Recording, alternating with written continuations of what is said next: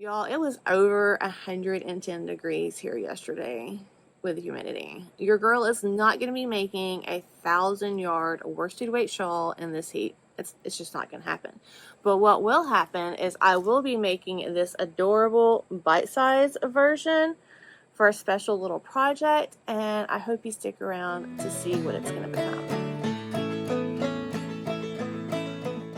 Hello my crafty friends, and welcome back. It's been about 2 weeks since I've uploaded a video, and I'm sorry. I've missed you all, but I've been a little sick. All the allergies and pollens have gotten to me, and this video may actually have some places where I try to go in and cut out the coughing, so if it seems a little weird at times, I apologize, but I just don't want to have to put you through any of that.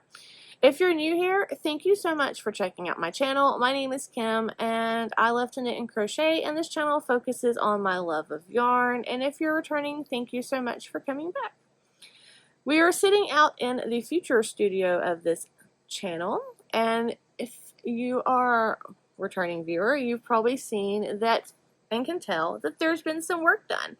I have some insulation up on my walls. I still have the back wall to go, which is behind the closet, and a little bit of the front wall, but I'm having to wait because I ordered a bigger window to go there, and I need to install that before I put in that insulation.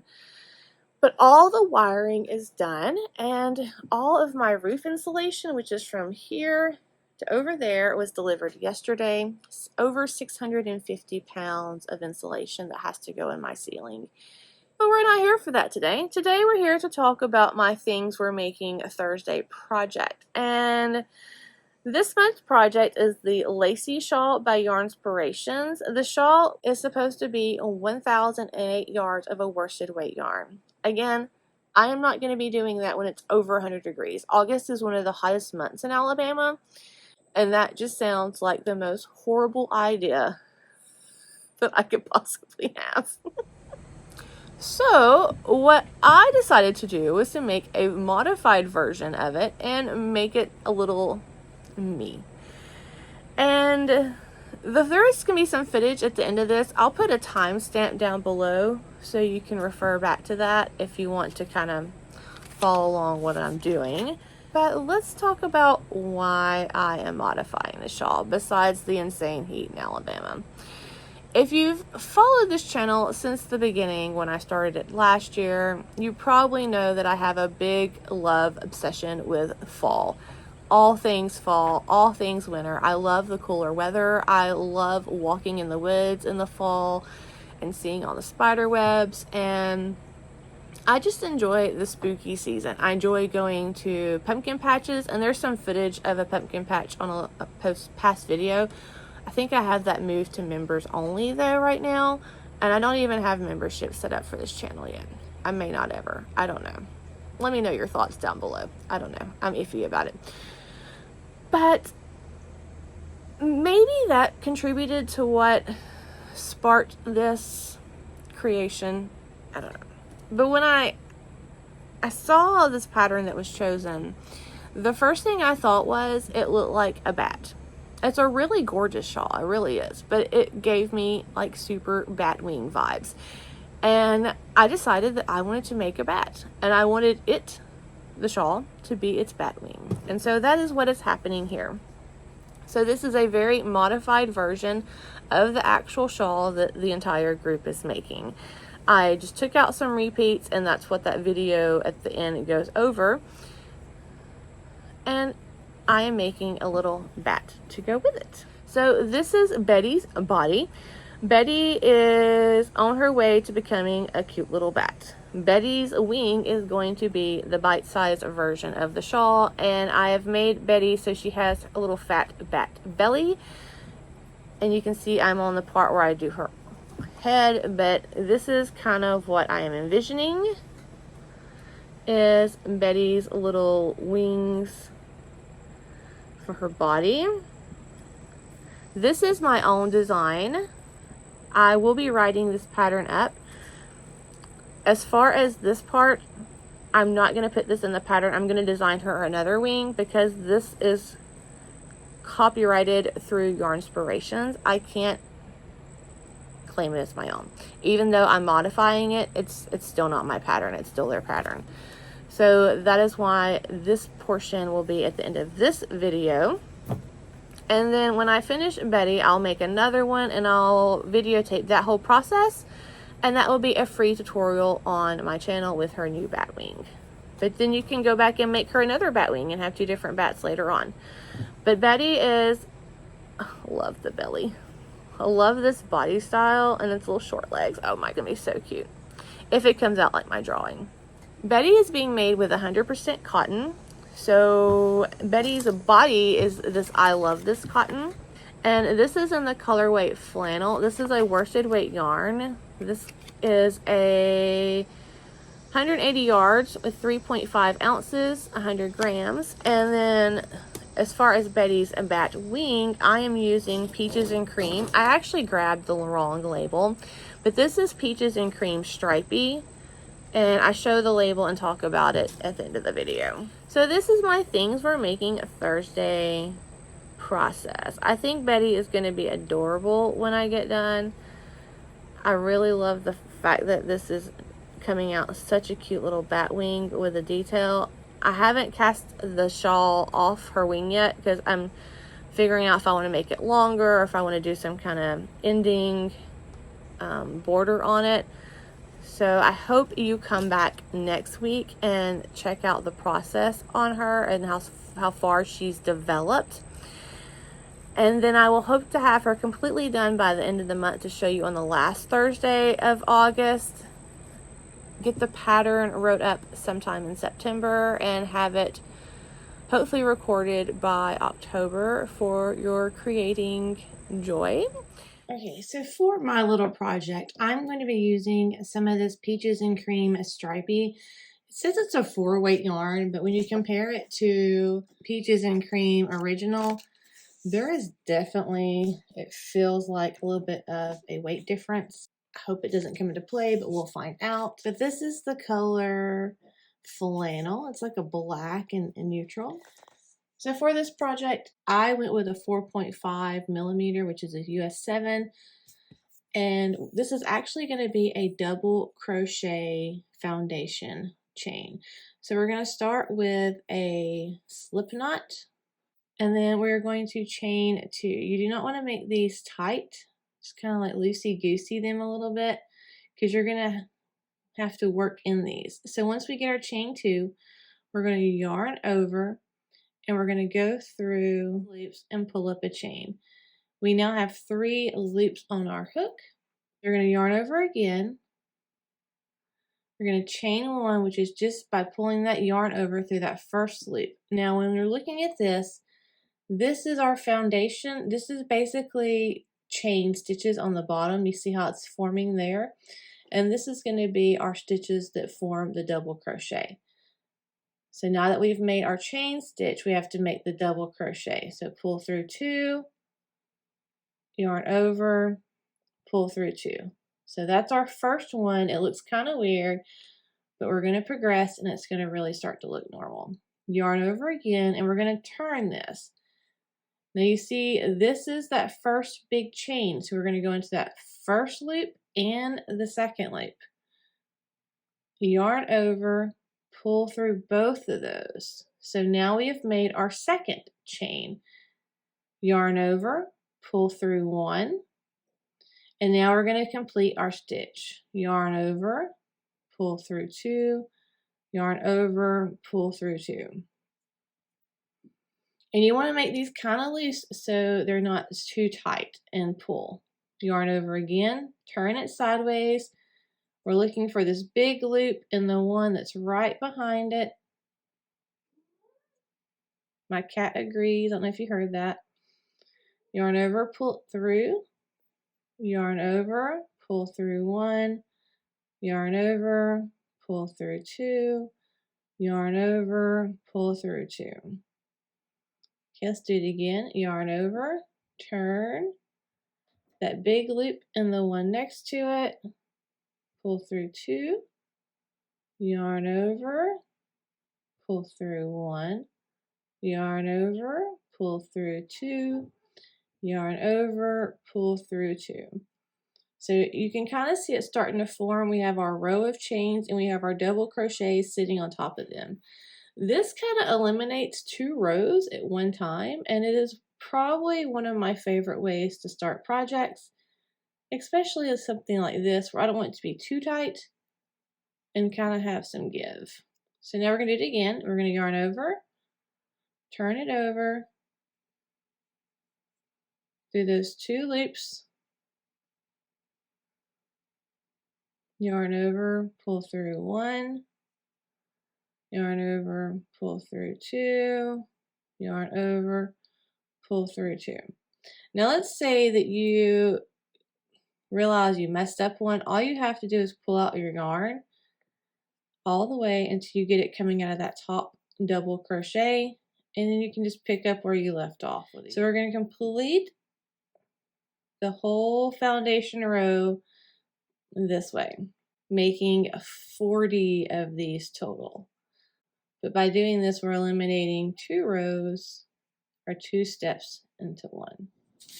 Okay, so I went ahead and marked my piece because I had to figure out symmetry, because we're not going to be making exactly like the pattern is. We're using this as a basis, but since it is coming from the same pattern, this is nothing that I can copyright, so this is why this is going to be a free pattern on my channel. But what we're basically doing is the same shape, but instead of using treble crochet, we're going to use a double crochet so it won't be as big, because we don't want our back to be huge. I mean, you could do double or treble crochet if you wanted to, but for this, I just use double crochet. We are taking out 2 of these on each side. So when you take out 2 of these trebles in this first section on each side, you're actually taking out a total of 4 stitches on each side of the center, because this is your center, because you have the 1 treble and then you have the space next to it. But since we're taking out that treble, we don't want to have double spaces, so we're taking out 2 stitches here, 2 stitches here, 2 stitches here, 2 stitches here, which is a total of 8. So where they cast on 40 for theirs, we're only going to cast on 32, and that is counting this chain 3 that we did. That's our number 32. So you should have 31 of these plus this chain 3. And I just have mine marked with stitch markers so that I can show you as we go along. So now we're going to be looking at this pattern. When you chain, when you're looking at a chart like this, you would have started over here with your chain, and then you turn your chain. So this is the chain turned. You would did your chain 2, and you would started your half double crochet to come around. But since we did that foundation double crochet, that took care of this chain and that half double crochet beginning. So now we're right here on this number 1, and we're going to be working from left to right. So if you were doing the treble crochet like in this pattern, you would have done the chain 5 and then your 6 trebles, but we're just going to do a chain 3 and we're going to do 6 doubles in this first stitch. So chain 3 and that chain 3 acts as a double crochet, so that's why we're only doing 6 here.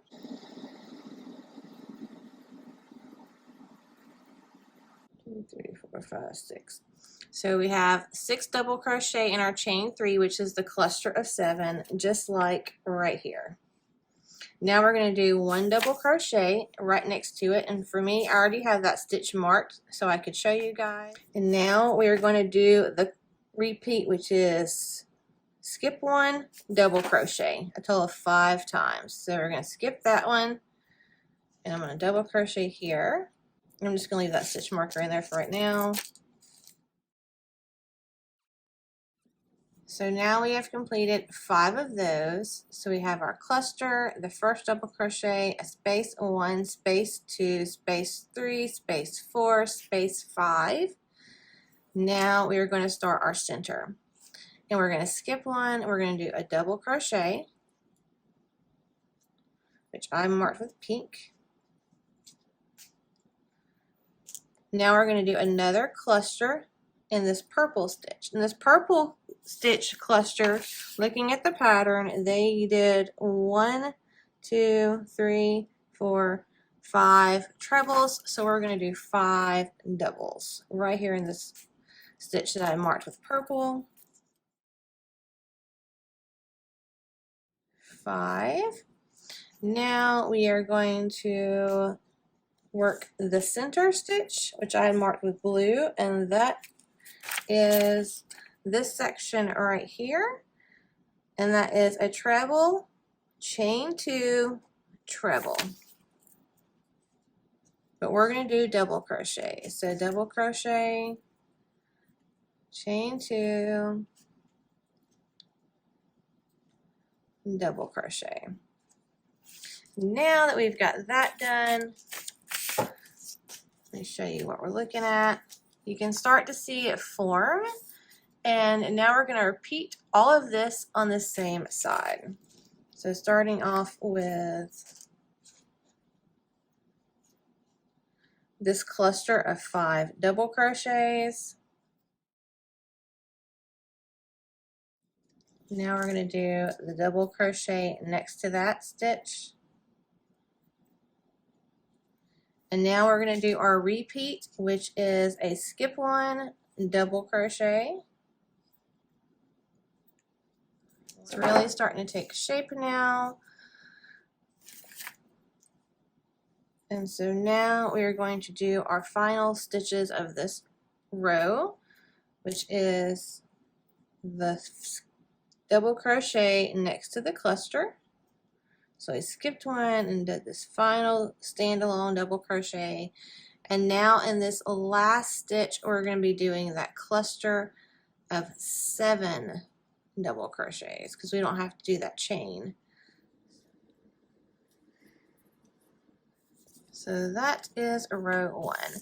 You can leave your center marked. Sometimes it's a little bit easier to find when you do that. And if it helps you to mark your last standalone double crochet, definitely do that. Okay, so now we are here for this row 2, which is these front post half double crochet, but we're just going to do front post single crochet. I do want you to take note that it first has you chain 2, but we're just going to chain 1, but then immediately after that there is 2 single crochet in that first stitch, and at the very end there is a total of 3 single crochet that we're going to do. But the pattern for the shawl is 3 half double crochets. So let's do that. Chain 1,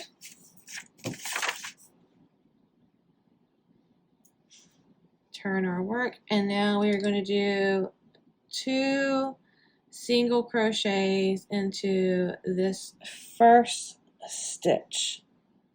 So 1, 2, and now starting with this next double crochet, we're going to do our single front post single crochets across. There's 1,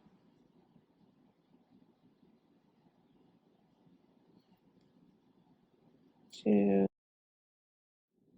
3. As you can see, I do mine around the post in between the stitches. So there's the top 2 stitches, and then I go believe those top 2 stitches.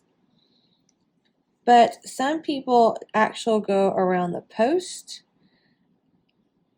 I just always done it this way. I like it because it doesn't make it as thick, but whichever way you choose to do, just be consistent, because that's what's going to matter. Consistency. So we're making these all the way to the very end. And it's kind of awkward at first because our piece is still small. I'm getting that last one in there. Now we have arrived to our center. And once we get to our center, we are going to do single crochet twice, chain 2. We're going to go ahead and mark that with a stitch marker. I just put around that whole chain 2, and then we're going to do single crochet twice.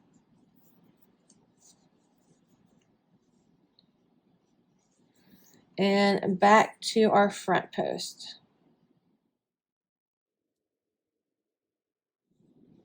Now on our last stitch, we're going to do a total of 3 single crochets,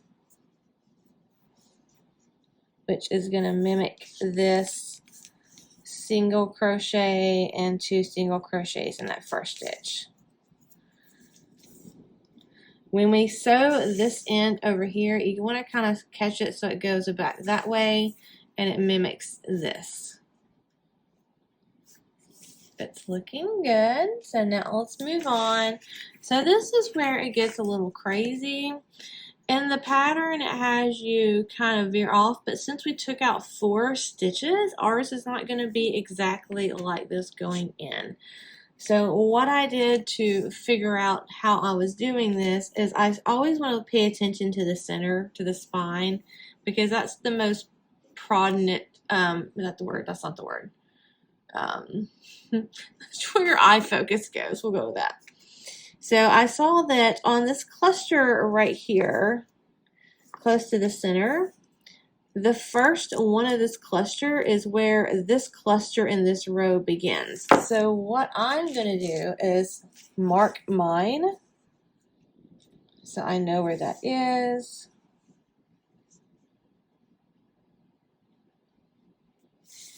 And I know that I will be making clusters in those stitches. The next cluster towards the end is in the third or the second stitch, but technically the third because that chain, it counts. Same way over here, you can check and see the third one. So I am just going to mark those. And I will know that that is where those clusters go. And I've just repeated this process going through.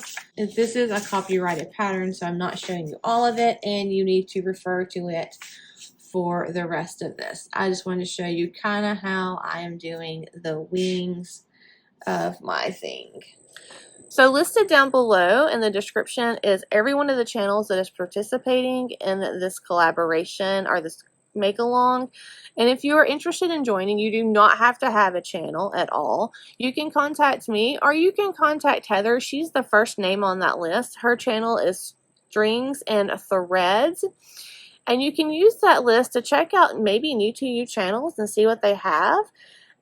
Or if you want to just see content with the Things We're Making Thursday group, you can just click the hashtag that says Things We're Making Thursday in my title, and it will show you all the videos thus far that people have put up with this craft along.